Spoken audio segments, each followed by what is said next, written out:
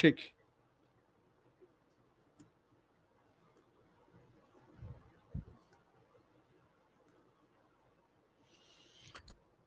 यदि screen, recording और sound तीनों चीजें क्लियर हैं तो कोई बोलते हैं यस।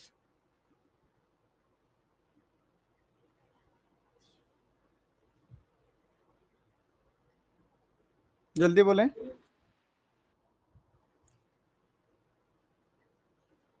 क्लियर है तीनों चीजें? Yes sir. ठीक, अब हम बात करेंगे parasitic adaptation of Fasciola हिपेटिका। Fasciola हिपेटिका का पैरासाइटिक एडाप्टेशन, भाई आप ध्यान दें, इधर ये लार्वा बन रहे थे, इधर सब ये लार्वा चक्कर चल रहा था। इधर एडल्ट जो है वो तो शीप के लीवर के बाइल डक्ट में है, वहां पर कैसा एडेप्टेशन किया हुआ है वो, उसकी बात कर रहे हैं। तो बहुत ग्रेट मॉडिफिकेशन रहता है किसका, एडल्ट का। चलिए मैं लिख दूं यहां पर, in adult fluke great modification because it is present in the bile duct of primary host as endoparasite. ठीक, क्योंकि वो एंडोपैरासाइट के रूप में पाया जाता है प्राइमरी होस्ट के बाइल डक्ट में, इसीलिए हम बात करेंगे इसको ध्यान में रखते हुए कि एडल्ट में क्या क्या चीजें हैं, क्या क्या नहीं है, उसको लेके क्या पैरासाइटिक एडाप्टेशन है इसका, यहाँ पर जो है ना क्या क्या चीजें हैं उसके बारे में बात करेंगे। तो क्या क्या मॉडिफिकेशन रहता है शीप में, देख लेते हैं क्या क्या एडाप्टेशन है उसके पास। नंबर वन बात करते हैं। सबसे पहला देखें कि जो एडल्ट है उसके ऊपर में इंटेगुमेंट बहुत ही ठीक होता है। इंटेगुमेंट के बारे में हमने पिछले क्लास में पढ़ा था, इंटेगुमेंट बहुत मोटा पाया जाता है। इंटेगुमेंट मतलब बाहरी कवर, टेगुमेंट के नाम से पढ़े थे वहां पर हम लोग। ठीक, तो यहाँ पर सबसे पहला टेगुमेंट है, बहुत ही ठीक होता है एडल्ट में ना, ठीक टेगुमेंट होता है। चलो अगर डायग्राम देखना चाहते तो मैं दिखाई देता हूँ, चलिए।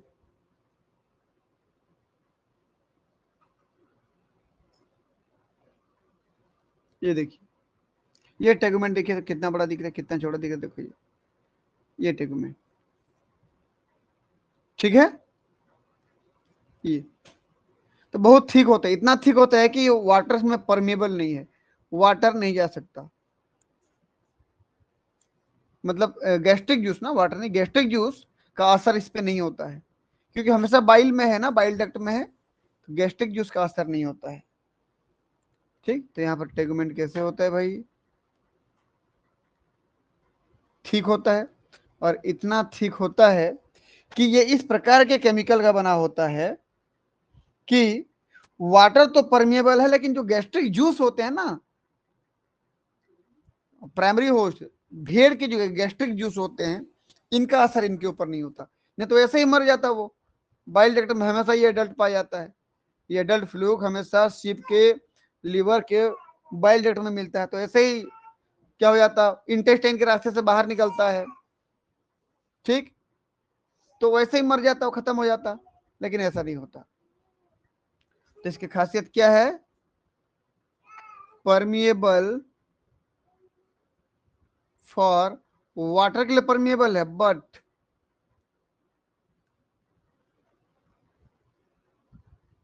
रेजिस्टेंस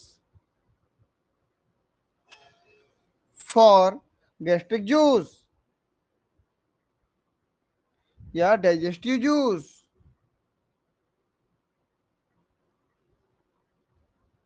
डाइजेस्टिव जूस बोलोगे तो गैस्ट्रिक जूस, इंटेस्टाइनल जूस सब आ जाएंगे। ठीक, आप होस्ट, क्योंकि होस्ट के बॉडी में रहना है और उसके होस्ट के डाइजेस्टिव जूस से गल जाए तो ये तो खत्म हो जाएगा फिर सब कहानी, तो नहीं गलना चाहिए, इसलिए वो इसका टेगमेंट बहुत ही सख्त होता है, ठीक होता है। दूसरा, दूसरी तरफ आते हैं आप, दूसरा देखते हैं locomotory organ. Locomotory organ. Locomotory organ की अगर मैं बात करूं तो ध्यान से देखिए, एडल्ट में किसी प्रकार का लोकोमोटरी ऑर्गन नहीं पाया जाता।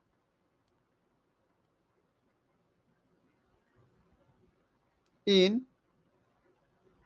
एडल्ट में कैसा होता है, अब्सेंट, कोई ऑर्गन नहीं पाया था लोकोमोटरी ऑर्गन। लेकिन इन लार्वा की अगर बात करूं, कंपेयर करो थोड़ा यहाँ पर, तो लार्वा में मिलता है। हमारे पास यहाँ पर दो लार्वा थे जिसमें लोकोमोटरी ऑर्गन मिलता था। पहला था हमारे पास मिरासिडियम लार्वा। मिरासिडियम लार्वा में सिलिया पाए जाते थे, एपिडर्मल सिलिया पाए जाते थे।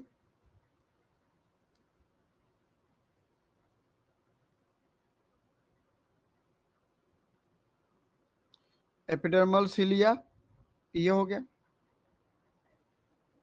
ठीक। और यदि मैं बात करूं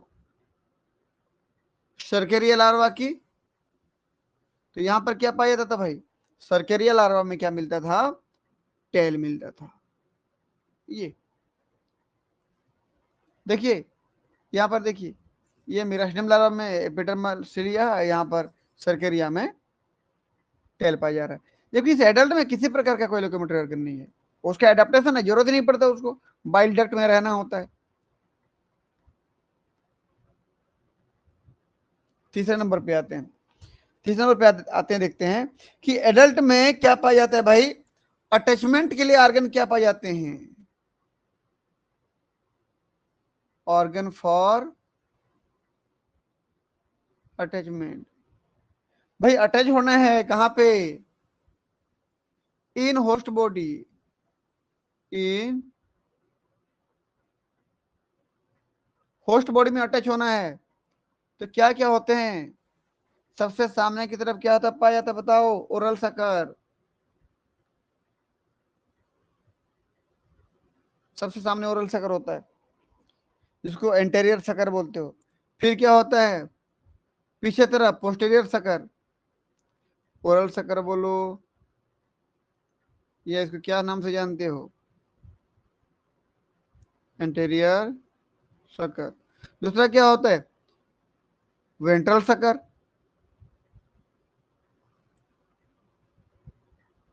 या इसको क्या बोलते थे, पोस्टेरियर सकर। ये सब अटैच होने के लिए पाए जाते हैं ना। इसको अब एस्टाबुलम के नाम से भी जानते थे, एस्टाबुलम, अगर आपको याद होगा तो, ठीक। और टेगुमेंट के ऊपर में कुछ स्पाइंस भी पाए जाते थे बॉडी वाल में, स्पाइंस ऑन बॉडी वाल। अगर आप चाहें तो डायग्राम दिखा दो मैं, देखिए ये सब क्या थे, मॉडिफिकेशन थे, बदलाव था उसके एडल्ट में, कि वो अपने होस्ट के बॉडी में अच्छे से रह पाए, अच्छे से सरवाइव कर पाए। लार्वा से अलग कैरेक्टर है सब, देख लो। ये देखिए तो, ये स्पाइन देखिए कितना बढ़िया बॉडी वॉल में दिख रहा है ना, ये स्पाइन, ये एडल्ट में ही मिलता है केवल।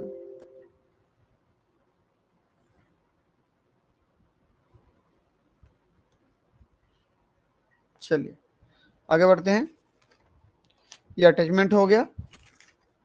उसके बाद क्या भाई हमारा, इसके एलिमेंट्री कैनाल की बात करूं तो एलिमेंट्री कैनाल कैसे होता है, चलिए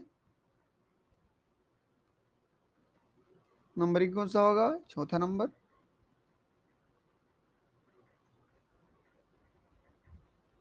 एलिमेंट्री कैनाल की अगर बात करूं मैं, तो कैसे दिखता देखिए तो,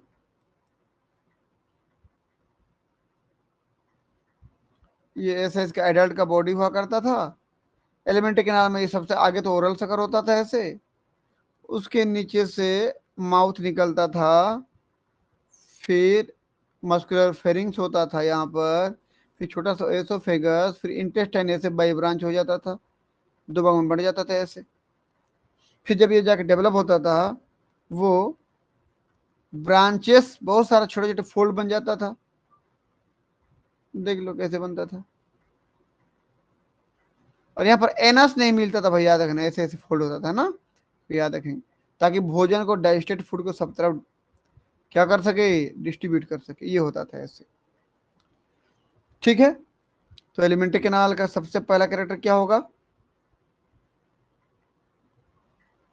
विदाउट एनस, एनस नहीं पाई जाती है। एनस नहीं पाई जाती इसका मतलब अनडाइजेस्टेड फूड, कोई इजेशन बाहर निकालने की जरूरत नहीं है, जो भी थोड़ा बहुत है माउथ के रास्ते से बाहर निकलता है। ठीक, मतलब अनडाइजेस्टेड ज्यादा रहता ही नहीं था यहाँ पर, क्योंकि एनस ही नहीं था यहाँ पर, जो भी थोड़ा बहुत रहता था उसी रास्ते से, माउथ के रास्ते से बाहर निकल जाता था। ठीक, no undigested food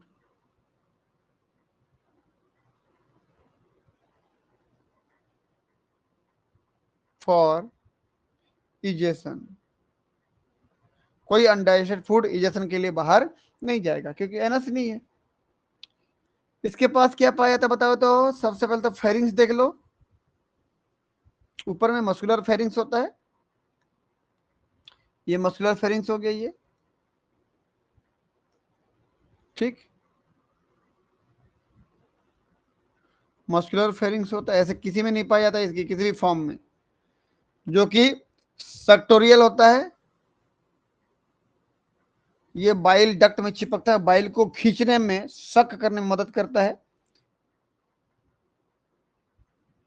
help in शकिंग bile, ये हो गया। इंटेस्टाइन कैसे होता है भाई इसका, ब्रांच्ड होता है। इंटेस्टाइन टू फोल्ड में होता है, दो फोल्ड, देखिए मतलब दो ब्रांच में पाई जाती है, टू ब्रांच, मल्टीपल फोल्डेड।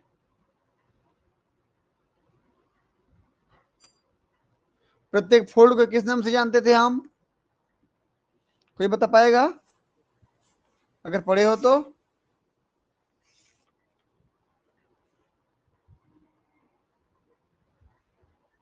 सिका याद है, सिका या डायवर्टिकुला बोलते थे,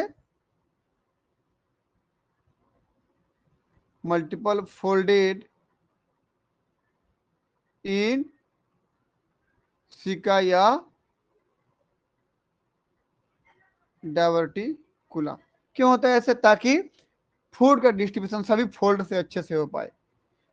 पिछला वाला डायग्राम देखिए, चलो मैं आपको डायग्राम दिखा दे रहा हूं।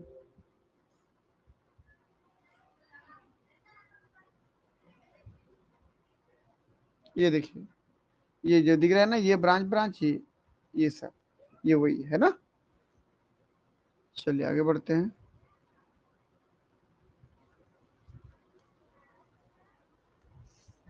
ये तो हो गया एलिमेंट्री कैनाल। इसका जरूरत क्यों था,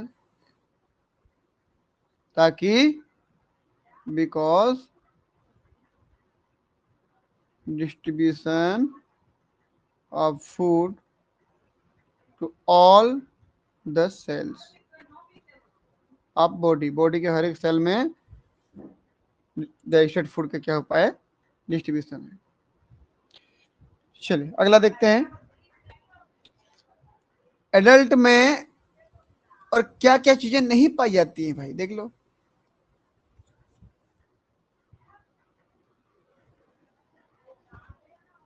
एब्सेंट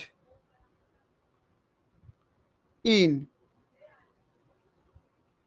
एडल्ट फ्लूक, क्या क्या चीजें, कौन कौन सा सिस्टम ऑब्सेंट रहती हैं, देखो। सबसे पहला तो ये बात करें, सर्कुलेटरी सिस्टम कुछ नहीं पाया जाता। ठीक, सबसे पहला क्या ऑब्सेंट है, सर्कुलेटरी सिस्टम ऑब्सेंट है। रेस्पिरेटरी सिस्टम अलग से नहीं पाया जाता।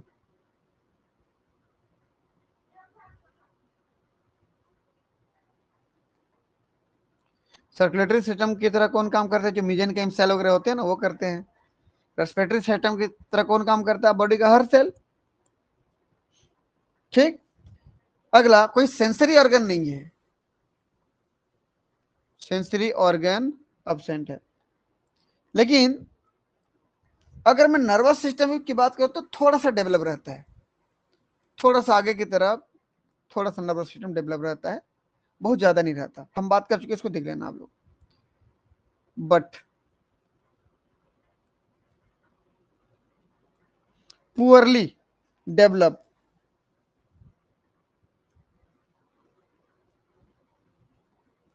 क्या होता है?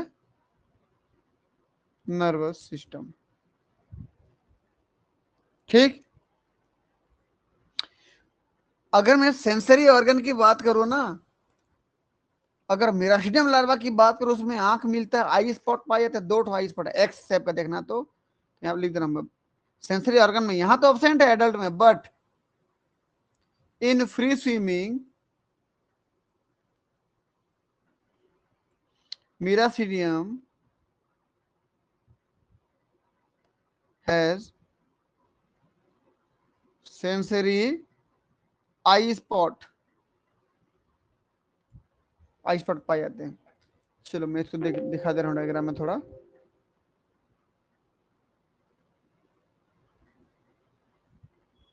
ये मिरास्टिडियम लार्वा देखिए, तो ये आई स्पॉट देखिए, ये देखिए आई स्पॉट दिख रहा है ना, जबकि एडल्ट में ऐसा कुछ होता ही नहीं है।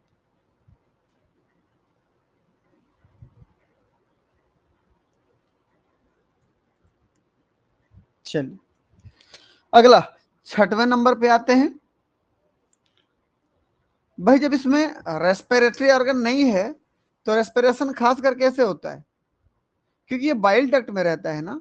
अगर बाइल डक्ट में रहता है तो सीधा सीधा मतलब ये हुआ कि वहां पर ऑक्सीजन की लेवल तो कम होती है, तो ऑक्सीजन नहीं होता, नहीं मिलता उसको, तो एनारोबिक रेस्पिरेशन करेगा। 6वां नंबर, रेस्पिरेशन कैसे करता है? क्योंकि रेस्पिरेटरी सिस्टम तो एब्सेंट है, because adult fluke present in primary host bile duct, primary host के बाइल डक्ट में। ठीक, बट bile has less या no oxygen, so adult fluke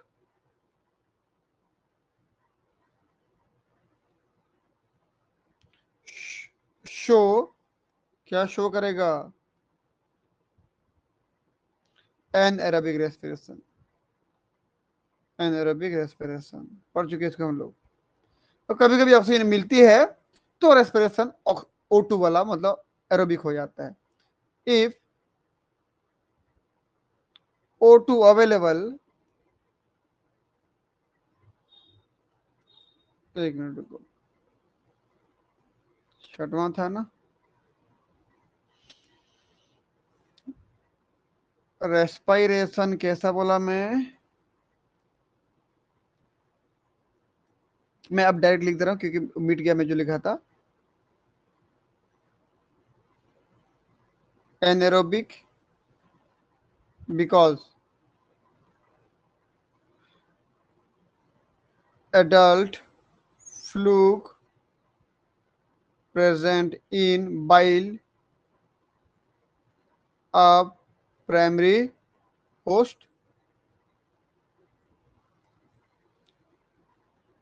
because bile has less concentration या no O2। if O2 is available, क्या हो जाएगा फिर? यदि O2 मिल गया तो क्या हो जाएगा? एरोबिक रेस्पिरेशन करेगा, अन्यथा ये एनारोबिक में ही काम चलाएगा। रिप्रोडक्टिव सिस्टम की बात हमने पिछली क्लास में किया था। ठीक, रिप्रोडक्टिव सिस्टम बहुत बेहतरीन डेवलप रहता है। रिप्रोडक्टिव सिस्टम वेल डेवलप्ड, कैसे वेल डेवलप बोले बताएं? एक तो सबसे पहला ये हर्मेफ्रोडाइट होता है, प्रत्येक ऑर्गेनिज्म इसके कैसे होते हैं? हर्मेफ्रोडाइट। हर्मेफ्रोडाइट मतलब ये हो गया both gonad present in same fluke, एक ही फ्लूक में दोनों गोनाड। बोथ गोनाड मतलब कौन कौन gonad? Testis and ovary. Testis and ovary दोनों होंगे। टेस्टिस की संख्या कितना होगा? 2 टेस्टिस होता है, 2 टेस्टिस। ओवरी कितना होगा? 1 ओवरी। ब्रांच वाला होता है ना, पढ़ चुके इसको हम लोग। ये हो गया। चलिए, अब जब एक फ्लूक की बात कर रहा हूं, एक फ्लूक जब किसी शीप के, भेड़ के शरीर में रहता है, तो वो फ्लूक मरते दम तक कितना कैप्सुलेटेड एग बनाता है? 2 लाख की संख्या में। कल ही पढ़े थे हम लोग। इसके रिप्रोडक्टिव सिस्टम बहुत बेहतर डेवलप होता है। ये जरूरी भी था, क्योंकि जितने बनने का दर है उतना मरने का दर है। जितना बनेंगे वैसे मरेंगे, तो इसका मतलब कम बने तो खतरा बहुत है, इसलिए ज्यादा बनाओ। ठीक, तो यहां लिख दू मैं 1, या ईच कर दो, ईच फ्लूक प्रोड्यूस 2 lakhs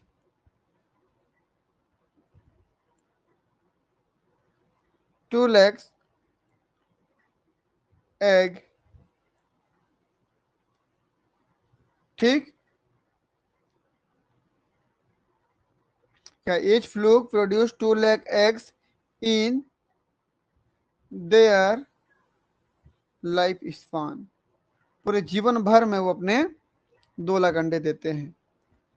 और ये बहुत जरूरी था, क्योंकि मरने का खतरा भी ज्यादा है, इसलिए रिप्रोडक्टिव सिस्टम बहुत बेहतर डेवलप है।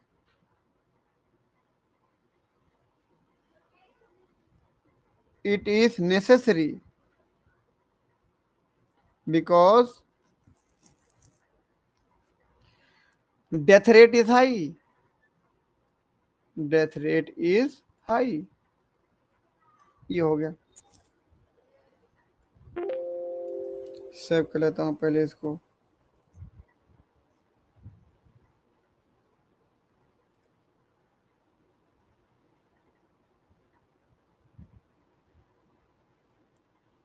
चलिए आगे देखो। नंबरिंग कौन सा है भाई? 8वां नंबर। जो एग के बाहर में जो शेल बनता है, कवच बनता है, अगर आपको याद होगा तो चलो मैं दिखा देता हूं।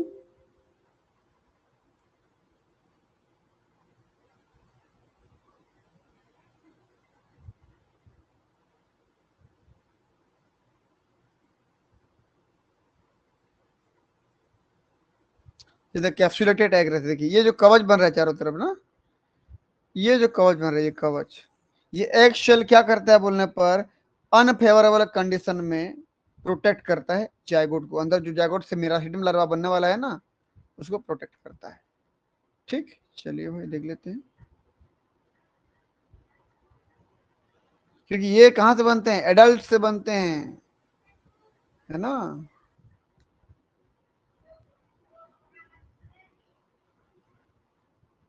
एग शेल क्या करते हैं भाई? प्रोटेक्ट जाइगोट बोलो या एम्ब्रियो बोलो, किसके against? Unfavourable condition. Unfavourable condition. ठीक, 9th नंबर की बात करूं, 9th में क्या है हमारे पास? कि ये हर्मेफ्रोडाइटिज्म होता है। अभी बोला हूं मैं, द्विलिंगी होता है हर्मेफ्रोडाइटिज्म। इससे क्या होता है? हर्मेफ्रोडाइट मतलब एक ही बंदे में दोनों चीजें हैं, टेस्टिस और ओवरी दोनों गोनाड हैं। तो यदि क्रॉस फर्टिलाइजेशन नहीं भी हुआ तो सेल्फ फर्टिलाइजेशन तो है अपने पास चांस। ठीक, हालांकि ज्यादातर क्या होता है क्रॉस फर्टिलाइजेशन, लेकिन मैं बोला कि चलो दो फ्लूक नहीं मिल पाए आपस में, तो खुद का ओवम तो खुद का स्पर्म तो रखा है ना, कभी ना कभी तो हो ही जाएगा।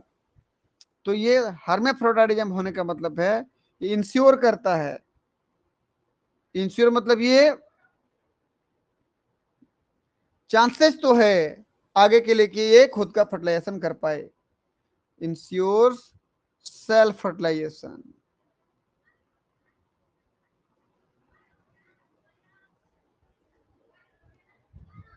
समझ में आया? हालांकि ज्यादा कौन सा फर्टिलाइजेशन होता है क्रॉस फर्टिलाइजेशन, लेकिन अगर वो नहीं हुआ तो सेल्फ तो होना ही होना है फिर। ठीक है, तो इस प्रकार ये सारे कैरेक्टर किसके हैं, एडल्ट फ्लूक के, जो कि कहां पे है भेड़ के बाइल डक्ट में है, ये सब कैरेक्टर है तभी रह पा रहा है। चलिए अगला हमारे पास है लीवर रॉट। लीवर रॉट क्या बोलने पर क्या होता है कि जब कोई एडल्ट फ्लूक भेड़ के लीवर के बाइल डक्ट में है, तो सीधी सी बात है कि वो इन्फेक्ट करेगा, वहां से न्यूट्रिशन लेगा, बाइल डक्ट को न्यूट्रिशन के रूप में लेगा, लीवर के टिश्यूज को डैमेज करेगा। तो लीवर का टिश्यू क्या होगा, स्ट्रक्चर और उसका फंक्शन दोनों चेंज हो जाएगा, लीवर टिश्यू फूल जाएगा लीवर, ठीक, इन्फेक्शन हो जाएगी तो स्वेलिंग हो जाएगा, ठीक। तो after infection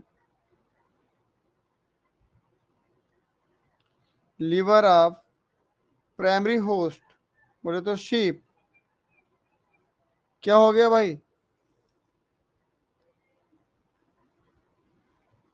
change their structure and function,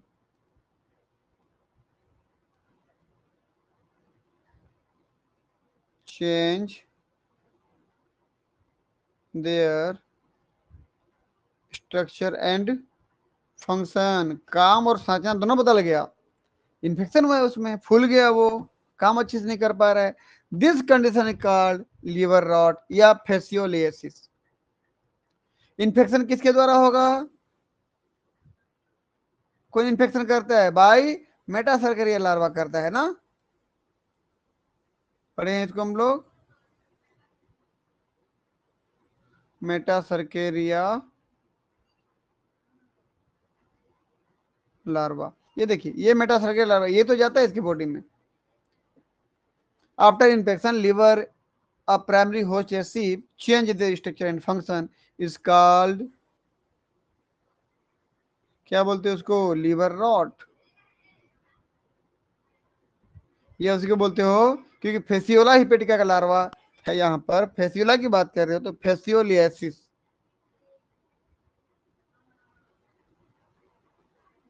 ये कहते हैं इसको। क्लियर, आगे बढ़ू।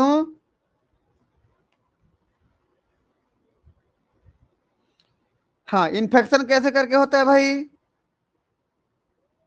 व्हेन शिप फीड, कैसा वाला, इंसिस्टेट, इंसिस्टेट किसको, metacercaria larva.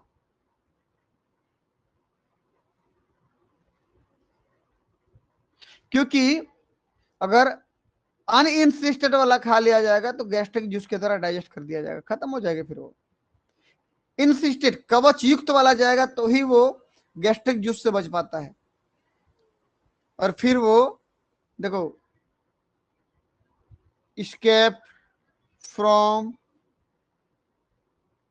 Gastric juice, gastric juice से बच गया, आगे कहां जाएगा, in proximal part of intestine,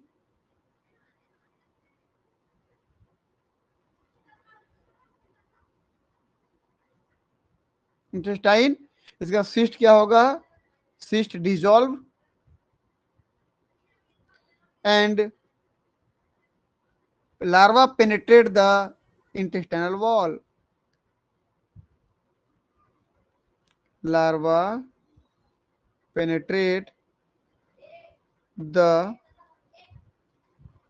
intestinal wall, कहां चला गया, एंड माइग्रेट टू, कहाँ पे भाई, सीलोम, बॉडी सीलोम में, सीलोम से कहाँ चला गया, लीवर में, फिर क्या हुआ, न्यूट्रिशन लिया,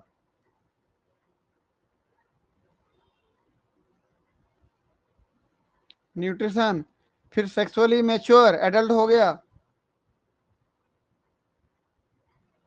सेक्सुअली मैच्योर, फिर रिप्रोडक्शन करके फिर संख्या बढ़ा रहा है।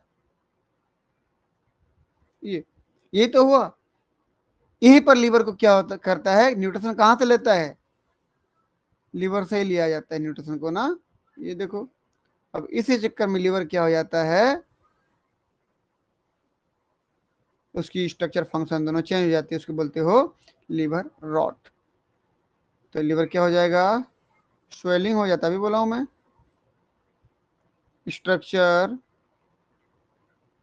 एंड फंक्शन चेंज, ये कहानी था। समझ में आया infection.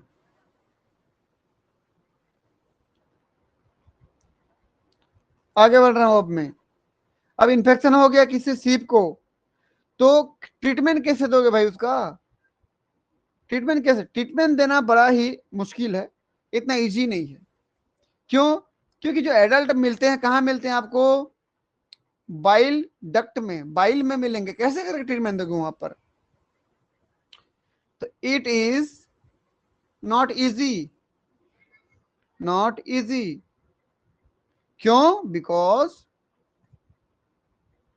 It is difficult to introduce drugs या मेडिसिन जो बोलो आप, इन बाइल पेसेज, बाइल जहां मिलता है उस रास्ते तक वहां पर दवाई को पहुंचाना बड़ा मुश्किल है, ऑफ इन्फेक्टेड सीप। ठीक, वहां तक पहुंचना बड़ा मुश्किल है, इसीलिए हम एंटी हेलमिंथीज कुछ ड्रग्स देते हैं। एंटी हेलमिंथीज ड्रग मतलब क्या होता है कि जो प्लेटी हेलमिंथीज, जो ये आपका फेसियोला हिपेटिका है, वो जब भेड़ के शरीर में जाएगा तो हो सकता है कि एंटी हेलमिंथीज ड्रग से वो मारा जाए, क्योंकि डायरेक्ट बाइल में डाल नहीं सकते आप। ठीक, तो क्या देंगे,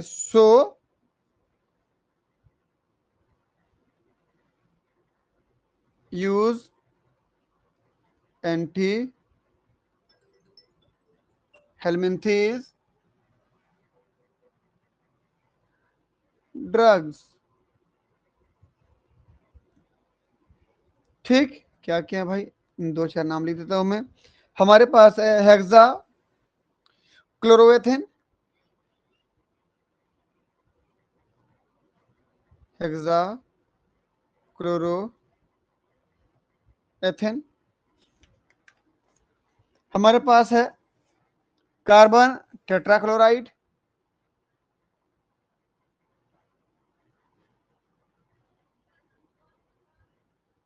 हमारे पास है टेट्राक्लोरोएथेन,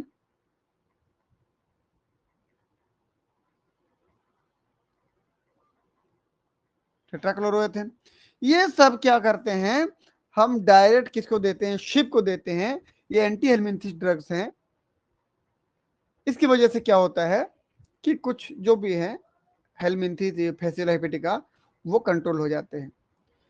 हम डायरेक्ट बाइल में नहीं डाल सकते, इनको खाने में मिला करके दे देते हैं, इंजेक्शन के रूप में दे देते हैं। ठीक, अब अगला हमारे पास है प्रोफाइलैक्सिस या प्रिवेंशन। इसका मतलब हुआ कि ये सिर्फ इन्फेक्ट होने से पहले क्या क्या करके उसको रोक सकते हो आप। प्रिवेंशन क्या है, रोकथाम क्या है। हमने जो दिया था वो ट्रीटमेंट था, मेडिसिन दिया उसको ना, मतलब रोकथाम कैसे करोगे कि वो इन्फेक्शन और ना फैले किसी को, वो कहलाएगा प्रिवेंशन। तो सबसे पहले एक एक करके देखिए, समझ में आ जाएगा आपको। पहला, सबसे पहला तरीका है कि जो बहुत ज्यादा इन्फेक्टेड सिप हो गया उसको मार दो, खत्म करो। ठीक, उसके अंदर जितना भी करोड़ों की संख्या में क्या होंगे, फेसियोला हिपेटिका, सब मारे जाएंगे। तो किलिंग हेविली इन्फेक्टेड शीप,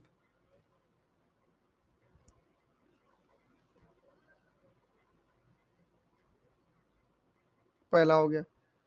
दूसरा कि इनके जो एग्स हैं, जो ये बाहर अपने मल के द्वारा बाहर निकाल रहे हैं, ये इनको डिस्ट्रॉय कर दो। ठीक, अब कैसे करके डिस्ट्रॉय करना, जहां पर इनके ये होंगे वहां पर जला दो, खत्म हो जाएंगे वो। क्योंकि पानी मिला मतलब जर्मिनेट, वो मतलब बन जाएंगे, आगे ग्रो कर जाएंगे। सूखा में रख दो, धूप में रख दो, मर जाएंगे। ठीक, तो डिस्ट्रॉइंग, आगे और फैलने से रोक रहे हैं ना हम लोग। एग्स एंड मैन्योर्स, उसका जो खाद बन रहा है ना, जो गोबर बन रहा है उसका, सबको खत्म करो। मैन्योर ऑफ इन्फेक्टेड सीप। तीसरे नंबर पे आते हैं कि यदि ऐसा कोई सीप है जो इन्फेक्टेड हो चुका है, उसको क्या करेंगे, जब खाना देंगे थोड़ा सा नमकीन, थोड़ा नमक मिला के कुछ उसको खाना खिलाएंगे। जैसे मान लीजिए पसिया वगैरह दे रहे हैं, पानी दे रहे हैं उसको पीने के लिए, नमक मिला के दो। कि नमक में, साल्ट में ना वो ज्यादा ग्रो नहीं कर पाते हैं।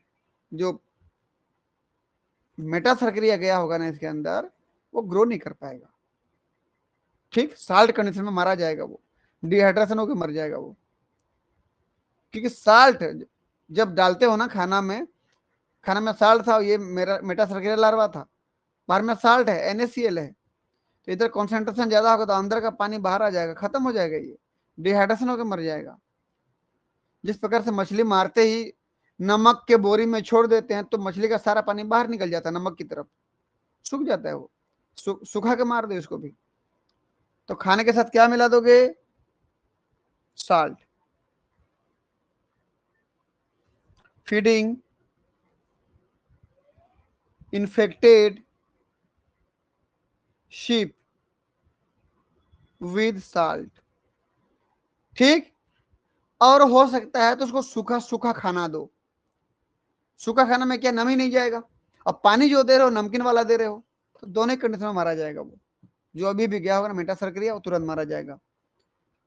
एंड लिटिल ड्राई फूड, घास दो सूखा वाला, पैरा जिसको बोलते हो, लिटिल ड्राई फूड। हम उड़िया में उसको पुआल बोलते हैं, सूखा वाला घास जो रखते हैं।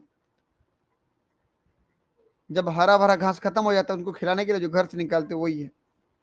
चलिए अगला, चौथा नंबर क्या हो जाएगा, या तो इसको रोकने के लिए जितना स्नेल है, स्नेल को मार दो, स्नेल पॉपुलेशन को खत्म कर दो, तो लार्वा की प्रोसेस आगे नहीं बढ़ेगी।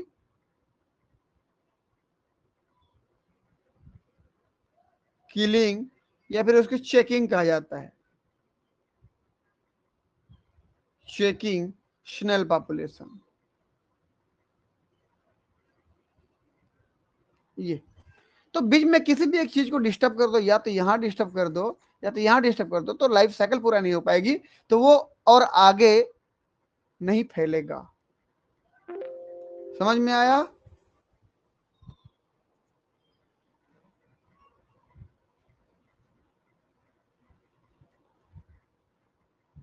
इस प्रकार से हमने फेसियोला हिपेटिका का जितना हो सकता था, हमने हर पॉइंट को स्टेप बाय स्टेप स्टडी करने का प्रयास किया है।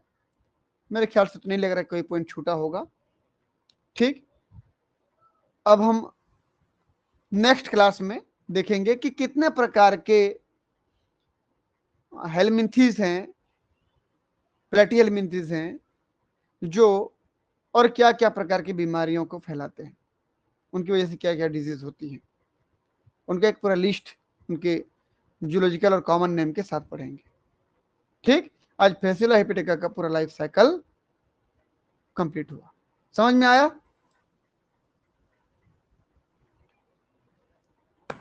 Yes sir. चलिए ठीक है, मिलते हैं फिर नेक्स्ट क्लास में, तब तक के लिए बहुत बहुत धन्यवाद। थैंक यू, गुड नाइट, शुभ रात्रि।